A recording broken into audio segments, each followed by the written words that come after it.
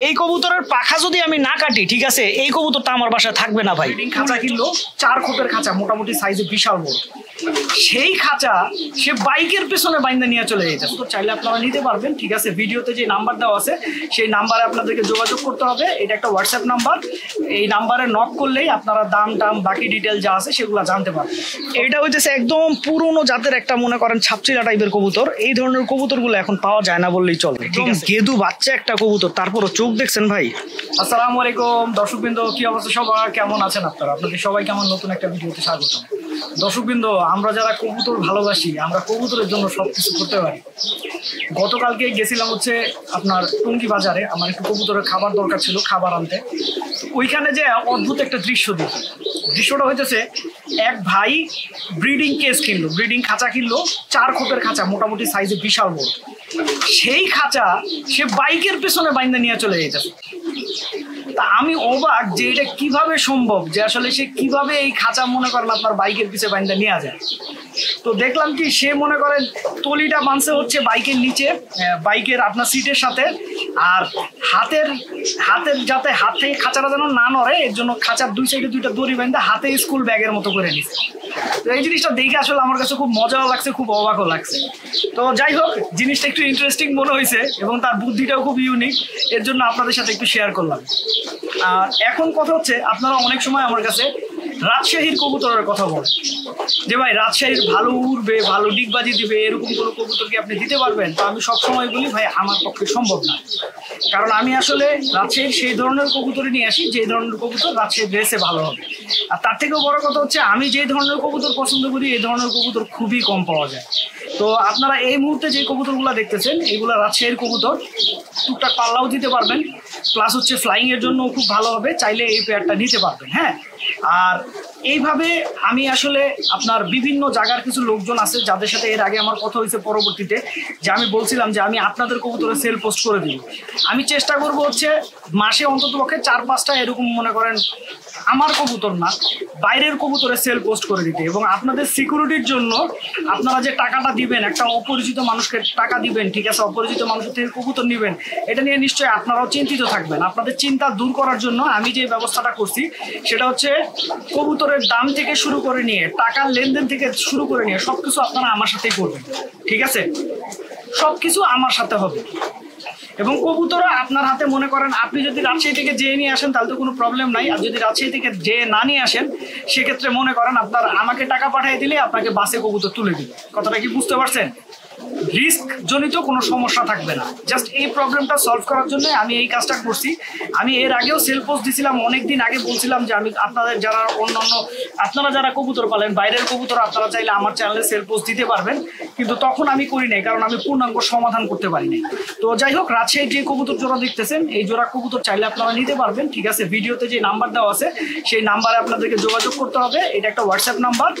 এই নাম্বারে নক করলেই আপনারা দাম টাম বাকি ডিটেল যা আছে সেগুলো জানতে পারবেন। কালের বিবর্তনে আর অতিরিক্ত সৌন্দর্যের খোঁজে আমাদের আদি কিছু পুরনো কবুতর হারিয়ে যাইতেছে, যেমন হইতেছে এই কবুতরটা।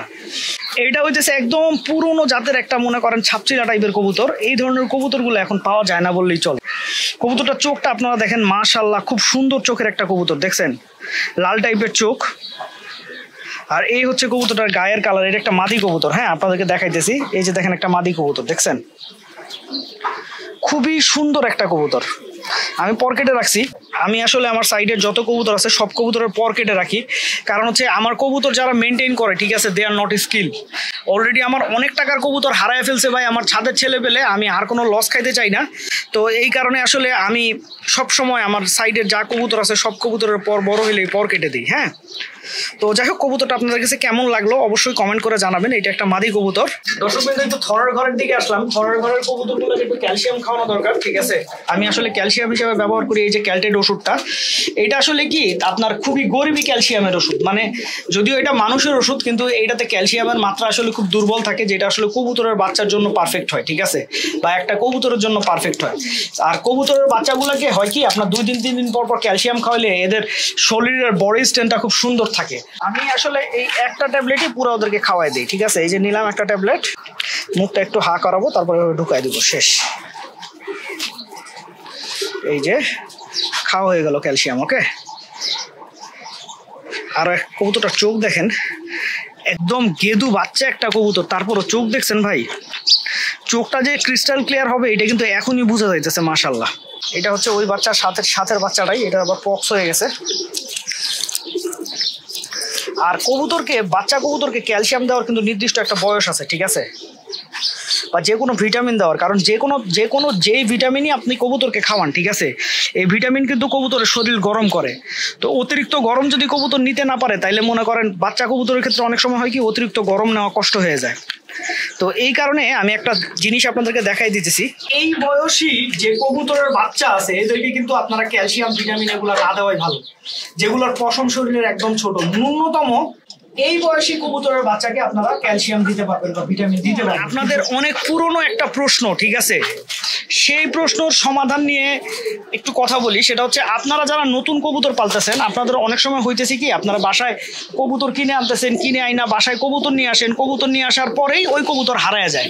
আপনারা একদিক দিয়ে কবুতর কিনেন আর একদিক দিয়ে কবুতর হারায় যায়। এখন আপনারা আপনাদের কবুতরকে কিভাবে বাসা চিনাবেন সেটা একটু বলি। এইটা কিন্তু আমার বাসারই একটা বাচ্চা কবুতর। হ্যাঁ, আপনারা দেখেন এখনো পাখায় টেপ লেগে আছে, দেখছেন, বাসার বাচ্চা কবুতর, অথচ আমি পাখাটা টেপ দিয়ে বেঁধে রাখছি। কিন্তু কেন বেঁধে রাখছিলাম আসলে সেটা হচ্ছে যে আপনার যখন একটা বাচ্চা কবুতর একটু বেশি বয়স্ক অবস্থায় আপনার ছাদে নিয়ে আসা হয়, তখন যে ব্যাপারটা হয়, সেই বাচ্চাটার ভয়ে, যে কোনো কারণে ভয় পাইলে, ওর তো শারীরিকভাবে মোটামুটি মনে করেন ও স্ট্রং হয়েছে, তো যে কারণে ভয়টাই পাইলে চিল কাকটাক দেখলে অনেক সময় হাইট নিয়ে নেয়, আর বাসা ঠিক মতো না চেনার কারণে ও বাসায় নামতে পারে না, ওর বাসাটা কোথায় এইটাই বুঝতে পারে না। আর আরেকটা বিষয় হচ্ছে, আপনারা দেখেন আমার বাসার চারিধারে কিন্তু বিল্ডিং, দেখছেন, সুতরাং কবুতর যদি কোনোভাবে হাইট নিয়ে নেয়, ওর পক্ষে আমার বাসাটা আসলে দেখা সম্ভব না। তো এই কারণে আগে আসলে আমি কবুতরগুলোর পাখা বাঁধি, পাখা বেঁধে আপনার তারপরে মনে করেন কবুতরগুলাকে ঘর চিনায়া তারপরে মনে করেন কবুতরগুলাকে ছাড়ি। না হলে কিন্তু ভাই এরকম সমস্যা হইতেই থাকবে, কবুতর হারায় যাবে, ঠিক আছে। এইটা বয়স্ক কবুতর, এইটার ক্ষেত্রে আমার পাখা কাটতে হবে। এই কবুতরের পাখা যদি আমি না কাটি, ঠিক আছে, এই কবুতরটা আমার বাসায় থাকবে না ভাই, উড়লে চলে যাবে। তো এই কারণেই আমি কবুতরগুলার পাখা কাইটা দেই।